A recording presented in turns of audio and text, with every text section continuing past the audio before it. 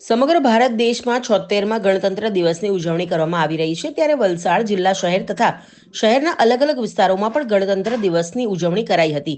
ત્યારે વલસાડમાં નાના નાના કાર્યક્રમો કરી હંમેશા ચર્ચામાં રહેતા આઇકોન એવન્યુ સોસાયટી ખાતે ભાગડાવાડા ગ્રામ પંચાયતના સરપંચ ધર્મેશભાઈ પટેલની ઉપસ્થિતિમાં ધ્વજવંદન કાર્યક્રમ કરવામાં આવ્યો અને ત્યારબાદ હાજર લોકોનું સંબોધન કરવામાં આવ્યું હતું. આ કાર્યક્રમને સફળ બનાવવા ભાગડાવાડા વિસ્તારના મુસ્લિમ સમાજના અગ્રણી ઇરફાન કાદરી, મોઇન શેખે સભાનું સંબોધન કર્યું હતું.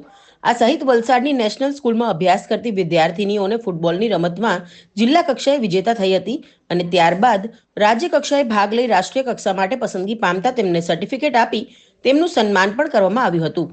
બાળકો માટે રમતનું પણ આયોજન કરવામાં આવ્યું હતું અને સોસાયટી દ્વારા ભોજન વ્યવસ્થા કરાઈ હતી. આ કાર્યક્રમ આઇકોન એવન્યુ રો હાઉસ તથા એપાર્ટમેન્ટમાં રહેતા તમામ લોકો ઉપસ્થિત રહ્યા હતા અને કાર્યક્રમને સફળ બનાવ્યો હતો. આઇકોન સોસાયટીના સભ્યો તારિક પઠાણ, યુસુફ મુનશી, કાદર ફ્રૂટવાલા, ઇમરાન ખાન, સાબિર બેલીમ, એજુલ શેખ હાજર રહ્યા હતા.